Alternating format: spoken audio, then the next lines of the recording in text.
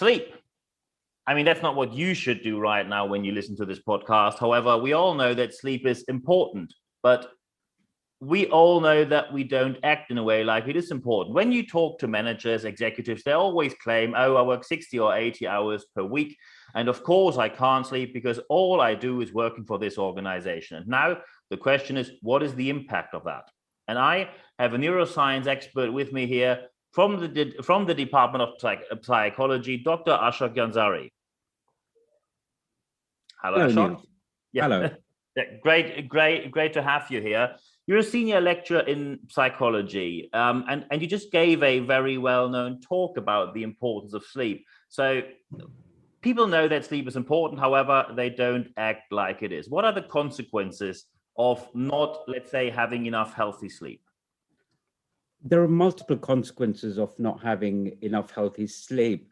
Part of it is to do with the fact that sleep isn't for physical rest, although of course it can help physical rest. But a big important thing that the body is doing is actually giving the brain time to do some spring cleaning. And effectively what happens during the night is that a lot of the connections that are being made during the day, when you have conversations, when you think about something, when you do something, the connections that are being created when you engage in that are being strengthened. It's a process called consolidation. And what that allows is for you to learn and benefit from what you've just done. And so sleep is extremely important for making the most of what you did today. Because effectively, if you don't have enough of the good quality sleep, then the things you've learned today, the things you've done, you might actually be eroding some of that by not sleeping well. And then the consequences are quite profound, because there are problems and relationships with mental health problems, for example. There are issues to do with road safety. The number of car crashes in the States that are linked to poor sleep are quite big.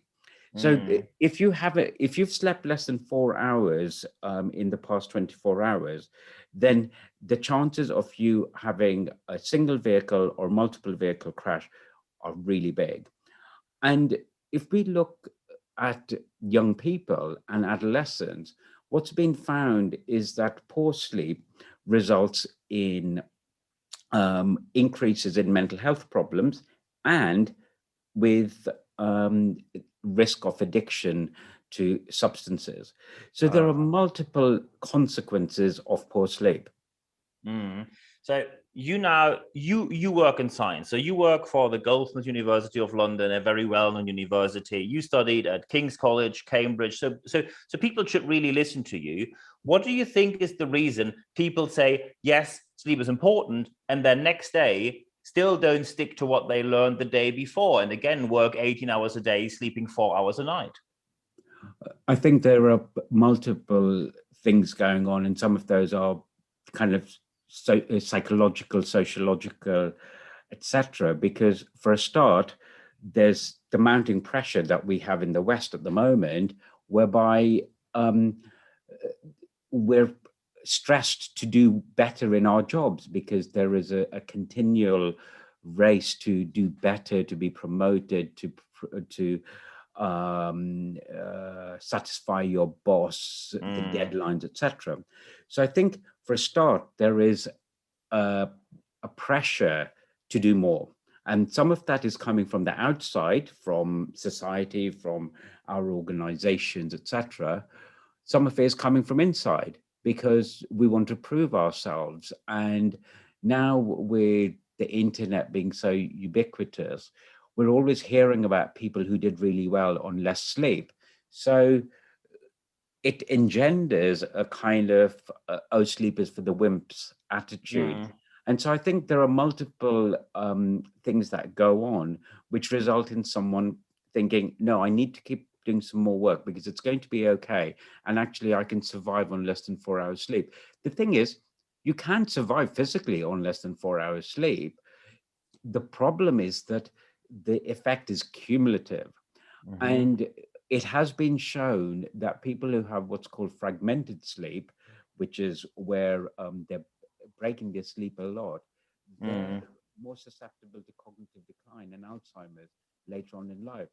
So by doing that thing of pushing yourself now in your 30s, let's say, or 40s, you might be getting a faster ticket to dementia later on.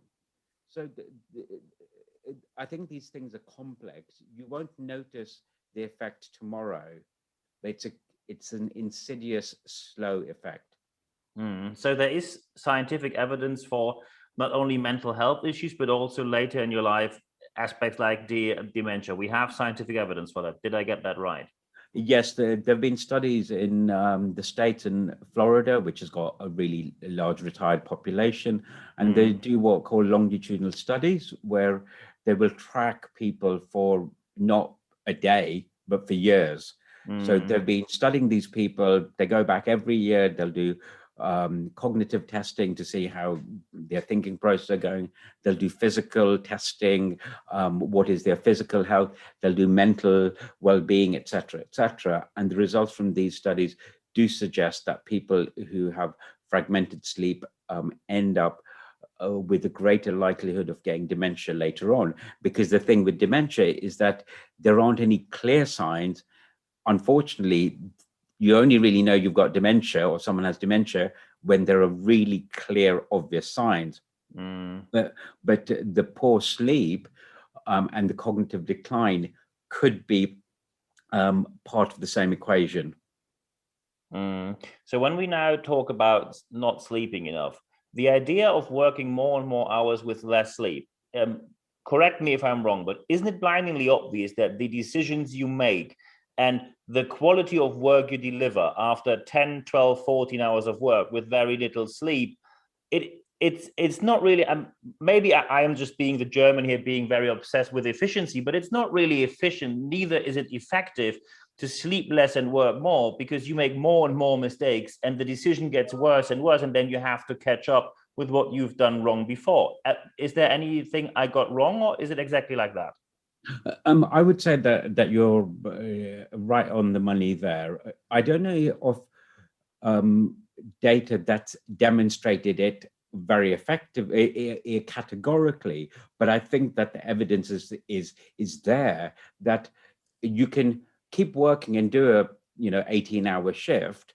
Then the problem is the impact on your abilities the following day, and that's where research has shown that what sleep does is it helps with that consolidation process of strengthening what you've learned. And if you're continuing tomorrow with what you've started doing today, because you're not going to do a completely different job tomorrow, you're going to be continuing with what you do today. If your brain hasn't been able to process that information properly, yes, you'll be able to wake up after your 4 hours sleep and you'll think, okay, I can continue doing that work, but your ability to actually do it well has been diminished. And this has been shown in terms of how poorly people recall things the following day, etc. Now, there's been really interesting work with, I know this will sound strange because I'm sure that your listeners wouldn't think that they'd be hearing about orangutans, but there's been work that's demonstrated that orangutans, who are well known for making really cool beds, they make these nests in the tree canopy, where they actually use lots of different materials to make a really good bed. Researchers working with orangutans in captivity, they gave them materials that they could use for making different types of beds. And what they found is that these clever guys, they use the best quality materials they can find. So if you put memory foam in their grass, they'll use memory foam. If it's just an old mattress, they'll use the mattress. They'll also use the nicest duvets or blankets, etc. Now, that shows that they know what good materials are. But importantly, you can then measure their sleep cycles. And what was found was that the orangutans who made the best beds, they were the ones who had the best sleep. And then finally, the following day, they gave them memory tests. And guess what? The orangutans who'd had the best sleep, they were the ones who just aced these memory tests. So we see a clear link there between the performance on a memory test, which is what we're doing all the time. When we're having a conversation, we're remembering things that we've said or done before, and we're talking to each other about it. The performance in the memory test was directly related to quality of sleep. Quality of sleep was related to the materials they'd chosen, etc. And this has resulted in an evolutionary theory that, in fact, it was good sleep that helped with us evolving to the point where we've become the predominant species on the planet. So is there evidence, what is the right amount of sleep? Is it possible to generalize that for a human being, you should sleep X amount of hours per night? Yes, the evidence suggests that about 7.5 to 8 hours is good. And interestingly, it's been demonstrated that too much sleep is not good. So it's not bigger is better. In general psychology, there is something called the Yerkes-Dodson function, which is a U-shaped curve where there is a kind of sweet spot. And with sleep, you have that. So, for example, the studies on mental health in adolescents has shown that adolescents who have less than 7 hours sleep, they're at greater risk of having thoughts of hopelessness, considerations of suicide or even attempted suicide, or they're also more likely to engage in illicit drug use or tobacco, etc., etc. Then the lowest rates of any of these problems are for those who sleep about 8 or 9 hours. But then there's an uptick if they've slept 10 hours. So the problems start rising again if you sleep too much. So there is that sweet spot between, say, 7 to 9 hours. Now, the amount that an adolescent sleeps is less than what adults need, because an adolescent brain is really changing a lot during those formative periods. So the amount that they need is more than what we need. So I'd say that for an adult, 7.5 to 8 hours is about right.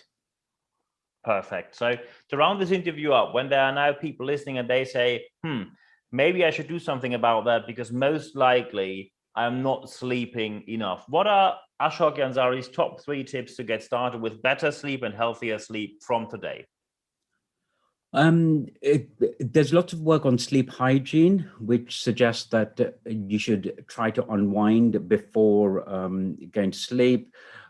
Trying to use fewer electronic devices, tablets, phones, etc., because there seems to be something to do with the blue screens, I think, which might be affecting some of the brain waves that you need to start preparing you for sleep. So I think the unwinding and less use of blue screens, etc., in bed. And I would say that any form of relaxation before sleep so that you can get into the right frame of mind. And I'm a big advocate of mindfulness meditation and just learning some simple meditation techniques that allow you to start centering yourself so that you're not thinking about your work too much, because if you think about that, that's just going to go round and round in your head. So I think that that's a really important contribution as well. Great. And I think just last bonus question here. I think you quite regularly give talks about the brain and different aspects of it. Am I right? Because I think I remember I saw you on Eventbrite. Was it there? Is that correct? Yes. So during the pandemic, I've been giving free online talks about all sorts of issues to do with the brain, such as sleep or addiction or brain damage, etc. And people can find me on my YouTube channel, and it's free. It's called Dr. Ashok Jansari Neurotalk, and there are about 22 videos on there, and we'll be adding to those. So if people want to follow me, please go onto my YouTube channel. Perfect. I'm going to link the YouTube channel in the show notes of this podcast. And at the end of this podcast, there's only one thing for me left to say. Ashok, thank you very much for your time. Thank you.